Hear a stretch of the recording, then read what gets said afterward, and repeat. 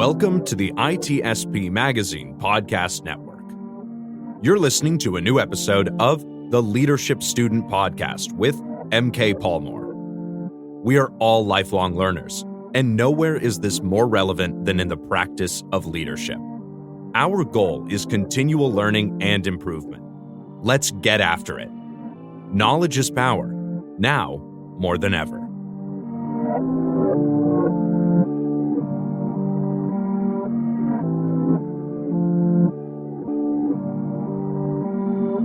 Hey folks, this is MK Palmore. Welcome to another edition of the Leadership Student Podcast. As if you've been a subscriber to this podcast, we try and get folks on that have a variety of experiences in the leadership realm. I'm excited to have in the virtual studio Confidence Staveley, who is a leading leader and practitioner in the cybersecurity industry. Confidence has a super interesting story, I think, and I'm hoping that the listeners and guests will get a lot out of hearing her talk about her frameworks and how she approaches the subject of leadership. Confidence, welcome to the studio. Thank you so much, MK. It's a pleasure to be here. It's really wonderful to have you. So I've been watching your star shine on the internet and social media now for the better part of it. Probably 2 years or so, we've probably been connected. And I've been back and forth. We had the opportunity to actually meet in person not too long ago, and that was exciting to get an opportunity to meet you. Talk to us a little bit about your start in the tech industry, and maybe pepper in a little bit about where you're from and what it looks like from that vantage point. Okay, that's a very interesting question, and I hope you're ready for the answer because it's quite a bit of a long story. I'll try to make it as short as I can so I don't bore our listeners. So I'm not going to sit here and say, oh, I've always wanted to be in tech or I've always wanted to be in cyber. It was just sheer happenstance. I'm from the African continent, and if you're Asian or African, you understand what I'm about to say. A lot of times the parents make up their minds about what you should become and then advise you with like they're suggesting, but are not exactly suggesting to pursue that career path. So I'll give you examples. Quite a talkative when you were growing up. They would say, oh, you should definitely be a lawyer. So that was what happened with me. My parents saw that I was doing great with the sciences and said, oh, you should definitely be a doctor. And so they sold the idea to me for so long that I thought that actually that's my dream. I want to be a doctor. So to give you again another bit of a background about where I'm from, neither of my parents are university graduates. So I am like the first in my lineage to hold a degree, right? So tell the audience what country in Africa you're from. I'm from Nigeria. Okay. There you are growing up as a young woman in Nigeria. Your parents had some thought or idea as to what kind of career they thought you might matriculate into. But you were telling me offline that you had a little bit of a gap year, that you had some exposure to STEM technology. Talk a little bit about that and what kind of impact it had on you. Okay, so I went off to learn about computers and begin to explore how to use them. Started off with you just learning basic office packages, and then I graduated to learning about CSS, learning how to code in Java, learning how to code in C, and then C# and Java at some point. And it was in that time I knew that I wanted to be in tech because I felt alive, just creating things, just writing little programs and having things move on my screen that I had programmed. I felt very happy about it. Around the same time as well, my admission had come in, the gap year had ended, and my admission had come in to study medicine. And so I needed to do some convincing to my parents that I wanted to be in tech. But unfortunately for me, there was no reference point as compared to medicine, where we had people around us that had become medical doctors and were successful and were leading good lives for themselves. But we didn't have a reference point for technology, especially women in technology. It was an uphill task convincing them. But what I did was I bought cardboards. At the time, I also didn't have access to a laptop of my own or a computer of my own. So I couldn't do PowerPoint slides or something like that. So I just had to buy cardboard papers and made my presentation using the cardboards. But the key thing that I think caught my parents' attention was my passion. And I used my mother's words against her. My mom used to say that you can't outperform a passionate person. And I keep saying these words because these words have been they've been guiding pillars for me. Being passionate will always put me at the forefront because that's exactly what I would live for, right? I would do everything to keep gaining knowledge and things like that. So my parents could tell that I was very passionate, whether or not they understood what I was saying or whether or not they could see the prospects I was trying to paint. And so they said, you know what, go on and do what you want to do. And I went on, I got an advanced diploma in software engineering, got a scholarship to do a BSc in IT and business information systems. Because for me, I've always wanted to have the technical skills and the business skills as well. And I think that was one of the best things best decisions I made. I didn't know how impactful that combination was. Now I'm beginning to see how it is. And from there on, I went on to do a master's again with a scholarship in IT management. It was during my master's that I got my first exposure to cybersecurity through an elective called cryptography. So that, in a not so short nutshell, is exactly how I got into tech. That's an awesome story. And I love that quote that you count. Say it again. You can't outwork. You can't outperform a passionate person. You can't outperform a passionate person. I love it because I think there's so much involved in. There's so much of a person's grit, resilience, their desire to really be successful, certainly in the technology industry, that make up the qualities of someone that's able to grow and thrive in this industry. And you are certainly an example of that. That's an outstanding and interesting pathway. Can you talk a little bit more about the perception of women in STEM, either in Nigeria or on the African continent? Because I know it's part of how you show up in the industry now in terms of, we're going to get to a conversation about the nonprofit that you stood up, but talk a little bit about the perceptions of women in STEM.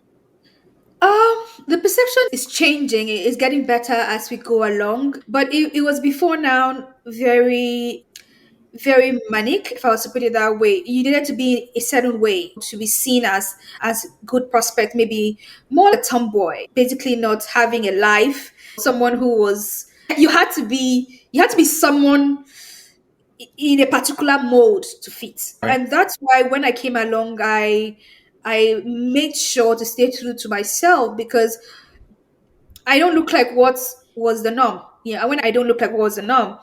I'm not wearing makeup today, but I wear makeup on a good day, right? And be glamorous most times. Wear my very nice dresses, really fitted, wearing some nice shoes.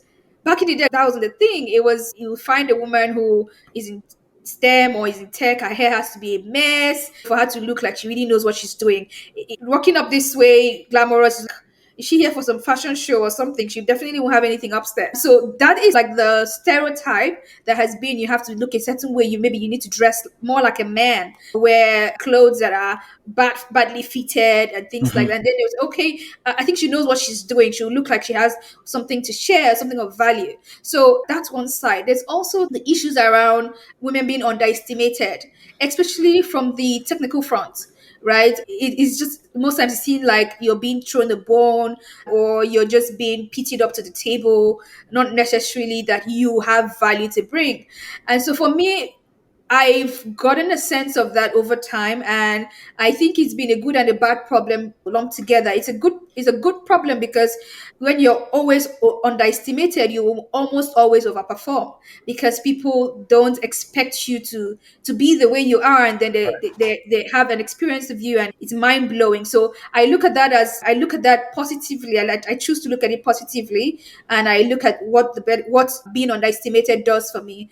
I also find that women at certain ages in their career, they're usually discriminated against.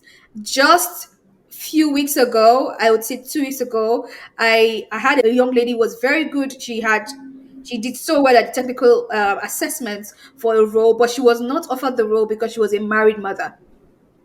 So those issues still really are things that we see, especially for roles in, say, SOCs, for example, where they work 24-hour shifts. Women are not given those opportunities because there is this thinking that they will not be able to balance their lives out. But these women have properly taught through how to walk the different phases of life, how to juggle all of their balls and keep them in the air. But somehow these women are not exactly given opportunities like the younger versions of them would have gotten if they put them side by side. These are some of the issues and some of the few issues, aside the fact that, for example, women are less prioritized for education as well.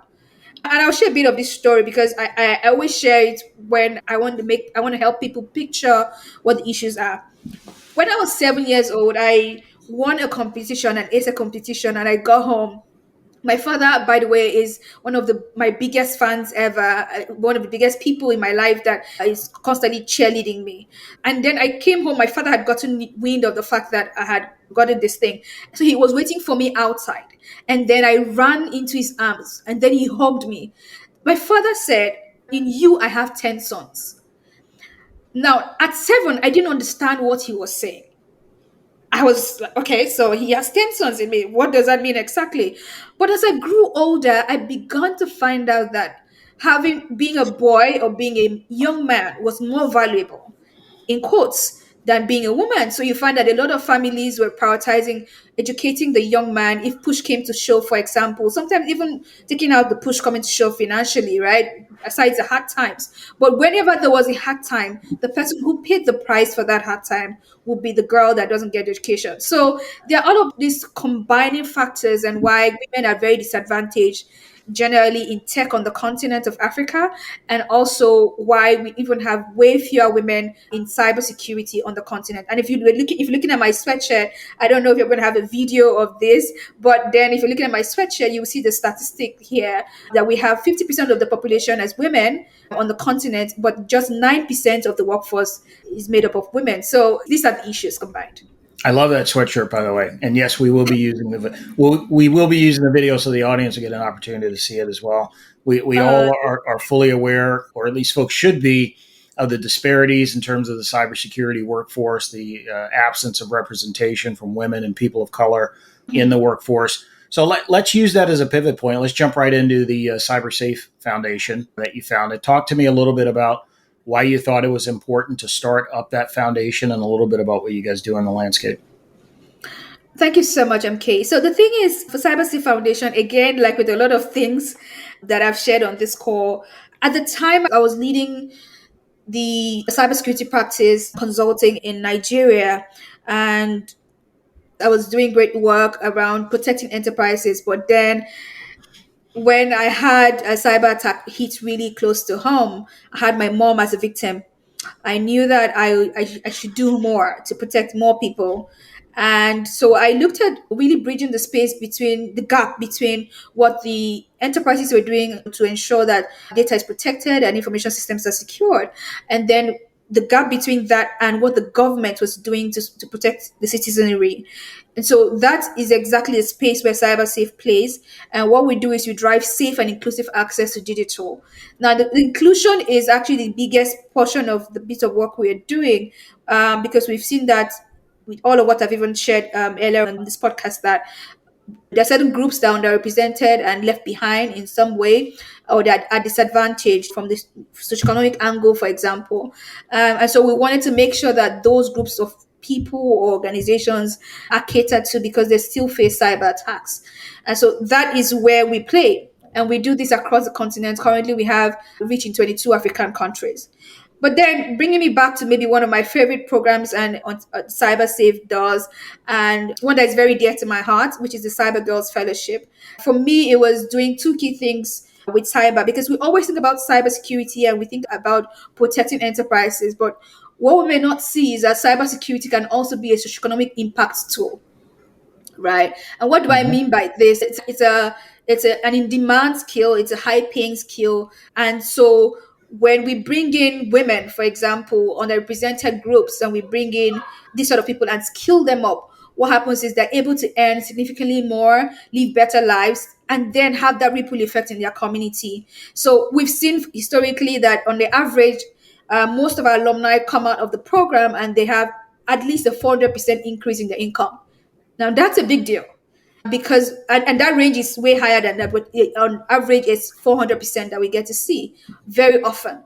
So 400% increase in income means they get to live better lives, they get to live decent lives, they have decent work opportunities. And so for me, that was exactly what I was looking to do: close the skills gap that exists on the continent, and also close the gender gap that exists on the continent. And I like to say this a lot, you should count as a sound bite now for me, is that I don't want women to get jobs because they're women. I don't want any underrepresented group to get a job because they are underrepresented groups. But then they should get the job because they are the best for the job and they are skilled for the job. But then how do we get them skilled for the job in the first place? That's where programs like Cyber Girls then exist, to make sure that they are competing favorably because they are skilled, and not that they don't have the skills. They keep going for the job opportunities and they don't get them because, again, they are not the best for the jobs because they are not skilled for the job. So the Cyber Girls program exists to provide mentorship and cybersecurity training for young women on the continent aged 18 to 28 for free for 7 months, and then walk these people right into the workforce. 400% increase in earning capability is a phenomenal statistic. You are literally changing people's lives. 400% increase, as you were touching on, we're talking about changing the trajectory of people's lives by just exposing them to and preparing them for a career in cybersecurity. Take me back, though, to the leadership component of this, which is what gave you the strength to understand that you could stand up an organization like this, pull the elements together, and then build something that might be impactful the way that you're describing? Because you're talking about current status quo, which is, as you indicated, in 22 other countries on the continent of Africa, probably have impacted scores, if not thousands, of trained individuals. How do you get the genesis for the idea, and talk to me about actually standing it up? And maybe I'm going to ask you about funding for it as well, but talk to me about standing the organization up. Okay, I don't know exactly how to answer that question, but I would say that I'm generally very pulled in and very motivated by the problems. I'm, again, just speaking to my optimism as well. I like to see opportunities, problems as opportunities. So if there's a problem, then and that problem is challenging to solve, I want to be there. And if it's something that really I feel changes something significant and it's within my power to, whether immediate power or future power to solve, because again, sometimes you take on things to tackle and you don't know that you have it in you sometimes to do those things, and you find out that you stretch yourself a bit and you're able to do them. So I enjoy challenges. I live and breathe and get my adrenaline from solving problems. So this was one problem that I saw that was very dear to my heart, and I could see the ripple effects of doing this work and doing it well. I get countless messages. Today, I woke up to a message from a girl in northern part of Nigeria that she finished the program 8 months after she got a job, which is actually a very long time to wait given our data. Usually it's within the first 6 months that majority of our fellows get hired. But she waited 8 months and she got this job. She's currently working with the threat intelligence team of the law enforcement in the country, and she's doing well for herself. And she sent me a message talking about how she's now an international, she said she's an international cybersecurity professional because she's been flown around the place now for different other things. And she was expressing how life-changing it is. There's a girl in South Africa, for example, that went from being a waiter at a restaurant to working for a company that's listed on Johannesburg Stock Exchange as a cybersecurity professional. And looking at all of those people, they were not people before, they were visions, right? They were people that and possibilities that I imagined because I needed to solve the problem that I had seen, walking into rooms and being looked at as though, what exactly are you doing here? We're expecting a man. And let me share a very funny story. It wasn't it. My maiden name at the time is known to be a name for men. So I would get things like Mr. That. I'll be called Mr. a lot of times because you won't guess this is the woman you're emailing with. So I got a lot of that, and because that was the norm. So I wanted more women because I knew that the problems we were trying to solve required a more diverse group of people innovatively collaborating to solve the problems. And for me, it was about that challenge of and that beauty of picking up the problem and trying to solve it, the joy of solving that problem every day. I haven't finished solving it, by the way. Sure, I'm not sure there's an end to this. Exactly, there are many challenges along the way to getting that on, but it's rewarding every day to wake up to those sort of messages, the ones I don't know about, for example, that are happening around the place because of the work we're doing. It's just very exciting. How have you been able to scale? I also lead a nonprofit, and we're just based here in the U.S. We have ambitions of exploding beyond the borders of the U.S. But when I think about 22 different countries on the continent of Africa, one, how do you get folks to stand up and lead in all of those various regions? How do you scale your efforts, or what's that look like? How have you been? Was that intentional, or was that just grassroots growth? I would say it's grassroots growth, a combination of things. There's something about the African continent a lot of people don't exactly get yet. We are a very hungry people, and that's not a negative thing. It's a very positive thing in the sense of what I'm saying. We're hungry for change. We're hungry for good. We're hungry for getting better. We're hungry for doing better. And that's the general thing for most young people. So you'll find that young people gravitate towards things that improve their lives. And when they see these kind of opportunities, they just grab it. So what that was exactly our experience starting off the Cyber Girls program. Initially, it was just in Nigeria, and we scraped bottom of the pot to make sure that we're able to have this in 6 physical locations. We had partners that came together and just supported us from the beginning. But then we started getting very huge demands from outside of Nigeria. And that's another key thing as well. The continent has very similar underlying problems. So half the time, if you're able to solve a problem, one part of the continent that is a very major part of the continent. So I would say major, the biggest drivers of the economies, the African economies, which, for example, one of the biggest GDPs is from Nigeria, from the continent, right? So you're looking at Nigeria, you're looking at Kenya, you're looking at South Africa. If you're able to solve problems in any of these places, you're most likely going to be able to replicate that solution across the continent. And for us, that's what we experienced. From the next cohort, it was just a fluid thing to move across border, change the model. Again, what we're doing is we are learning and adjusting the model as we go along, and we're able to then move across. But I would say that we've been lucky with some support from organizations that we're able to get funding for. We have also been very lucky with getting some lot of volunteers to really help with the work we're doing. And then I think what has also really helped us is the quality of training partners we've been able to secure across board as well. What have you done in the way of hardware partnerships? Do you have corporate sponsors that support hardware, or do folks show up with laptops? Do they show up with the capability to engage from a hardware standpoint? Or we've had serious challenges with devices, and when I share about the barriers to entry for women in cyber, one of the key things I speak about is access. And from the access point of view, it's not just access to the trainings, it's also access to the learning infrastructure and the tools. And the hardware just falls right in. Actually, during our first cohort, the girls that we're training socioeconomically disadvantaged young women most of the time, right? And they can't afford the laptop of their own. But they can't learn cybersecurity on their mobile phones, for example. You need a laptop to do just about anything that's meaningful. So, what we have done in the past is we have used crowdfunding models. We have people donate laptops sometimes to us in bulk, and then we have also people throwing donations over time for laptops for fellows. So I was sharing just before we came on live about a time when my heart was broken by the fact that in a particular hub where we had 20 girls learning physically, there was only one laptop that we could provide, which was what we provided at the beginning. But then they were learning Linux, and they had to practice the commands and things like that. And the girl in question texted me saying, "Oh, I didn't get a chance today to practice."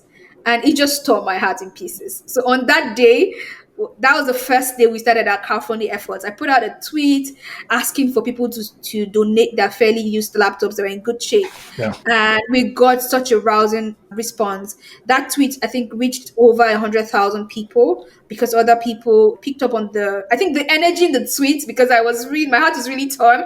I poured my heart into the tweet.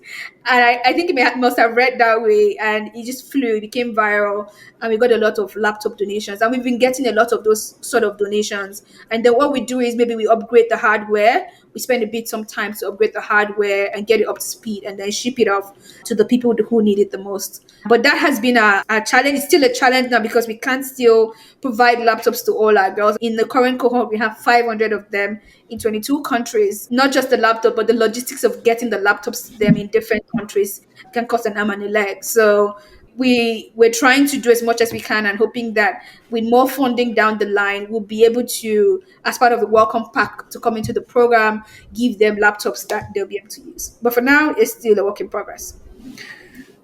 Tell me where you are 5 years from now. What's your career look like? What are you engaged in? What's on the horizon? In 5 years, I think I really want to move more into the policy side of things. I know that a lot of the work I'm doing is action oriented, but getting skills for the right people, designing programs that are for the people that I really need to reach. But I think that scaling that up would be through policy. What sort of policy influence can I contribute that makes it easy for us to have the best of talent, have access to opportunities within the continent and outside of the continent? What sort of policies would drive, say, digital infrastructure exploding on the continent and outside of the continent in a way that really helps us to grow cyber talent? What sort of policies will really protect and drive the ecosystem towards innovating and creating solutions as well, as against just consuming security tools created elsewhere? That is where my mind is. Being able to steer the ecosystem, steer the community, both in Africa and outside of Africa, to innovate more. So I think that policy is a key area that I really like to move into and really provide value to the industry from. What role do you think leadership will play in helping to solve the cybersecurity workforce challenge? The first role leadership is going to play in solving the challenge is visionary thinking and bringing those visions to reality or to fruition. And I think that's major job of leaders, being able to dream and envision something and being able to pull people together to make that vision a reality. So I believe that's the major role that leadership is going to play. The quality of leadership, the quality of innovation that we're able to experience as an industry in the next 5-10 years is going to be dependent on the quality of leaders that as an industry we also have. Another key thing that I think that our industry needs to get better at, and also the leadership needs to contribute to, is managing stakeholders.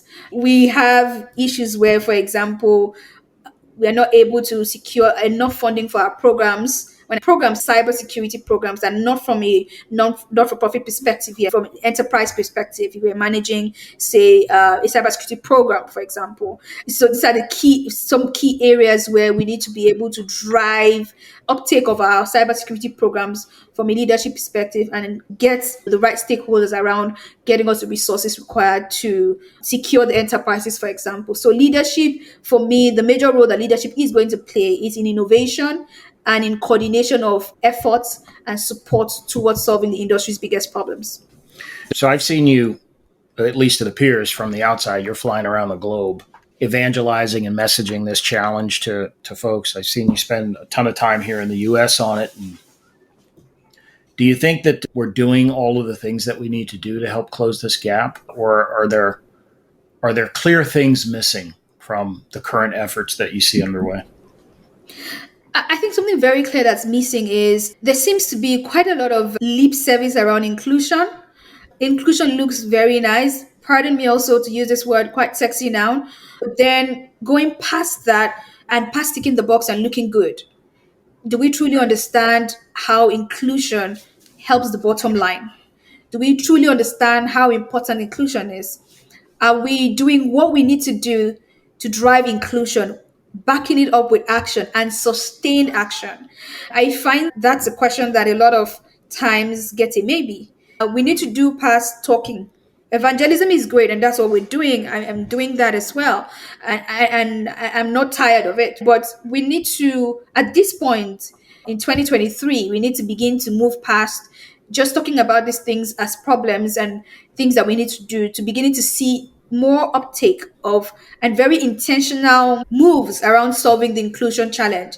Because not only will inclusion help us to close the talent and skills gap that we're having currently, but inclusion is also going to really drive innovation. The data is there to prove it, right? So we need to do more around intentionally driving inclusion, making sure that action is followed up with our talking, and that action is not for the time being, that is sustained. I want to begin to see 3-year partnerships of funding partners for diversity, go 3-year partnerships. Those are the kind of things that I'd like to see. I'd like to see companies say, you know what, we want to make sure that you get 2% of our profit will go towards your programs. Mm-hmm. for the next 3 years, because this work needs to be done, and needs to be done systematically, and it needs to be done thoroughly, and it needs to be done over time to really make sense.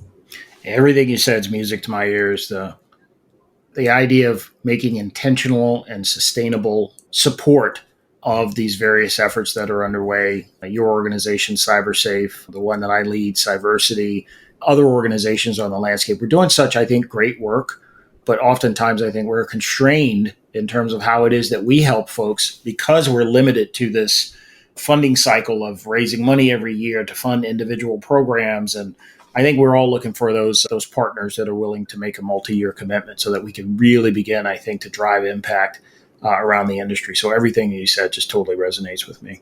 Sounds like your dad might have been a pretty impactful person in terms of your mom as well. Your ideas around what it meant to lead. Any thoughts around like things that they might have told you over the years, or things that they told you when you were young that have helped build your leadership character and your leadership profile? Yes, my father always believed in doing hard things. Mm-hmm. I say that my father didn't raise me like a girl, uh, because I now get what the difference was, because I didn't see the difference in my house then. I have brothers, by the way. But then I'm coming out of society, I'm coming out of that house. I came out of that house, say, 30 years ago, and I can now tell what that difference is. And I can tell you for a fact that my father always said something around solving difficult, or rather doing difficult things. He said that the harder it was to do something, the more rewarding it was. And sometimes I don't quite agree with him, because sometimes the Roomba does cleaning the floor more than I do. but looking at it from another perspective of taking on very tough things, I'm hardly ever afraid of anything. If I want to do something, what I just do is start with it in bits, and I get it done. But there's another thing that has really played a major role in my leadership journey. It's a simple poem, very simple. You most likely would know it, and this is how it goes: good, better, best. I will never rest until my good is better and my better best. So just that mindset, of that growth mindset, and just wanting to always be better, and always asking myself, is there a way to do this better, has just really enveloped everything I've done, every single thing. I'm always asking, how can this be done better? I'm always looking back, how can this be done better? Oh, I did great here, yeah, but after this chat with MK, are there better ways I could have answered this question? Sometimes it can feel like overbeating yourself up, but yes, it's just something that has become a major part of my growth journey as well. So I would say that has really shaped me. That's a fantastic note, I think, to end the conversation, because you touch on what resonates with the naming of this Leadership Student podcast, the idea that we're all on an eternal journey, certainly as it relates to leadership. And that idea resonates with me, and I think others. How can folks find you? That's actually a silly question, because you're all over social media. But if folks want to find you on social media, what's the best way to do that? I live on LinkedIn. No, it's amazing. Keep it up. That's how we found each other. And I love the collaboration and look forward to really working with you in the future. So LinkedIn, and where else? LinkedIn, just search for Confidence Staveley on LinkedIn. I've become more active on Twitter and on Instagram as a senior tweets. But if you still searched my name, Confidence Staveley, you'll find me easily there, and on Instagram. And yeah, that's about it. I also have a website. You can check that out as well. ConfidenceStaveley.com. Yeah. Confidence, you're doing some amazing stuff in the cybersecurity industry, STEM for women, not only on the African continent, but obviously your impact has reached the shores of the United States here as well. So I look forward to collaborating more with you in the future.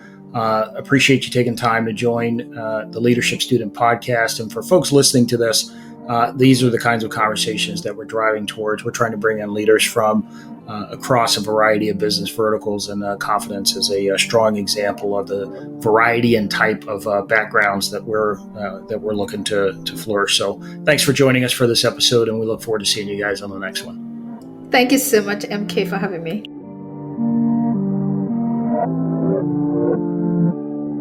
We hope you enjoyed this episode of the Leadership Student Podcast with MK Palmore, part of the ITSP Magazine Podcast Network. If you learned something new and this conversation made you think, then add this show to your favorite podcast player, subscribe to the ITSP Magazine YouTube channel, and share the ITSP Magazine Podcast Network with your friends, family, and colleagues. If you represent a company and wish to connect your brand to our conversations and our audience, visit itspmagazine.com to learn how to sponsor one or more of our podcast channels. We hope you will come back for more stories and follow us on our journey.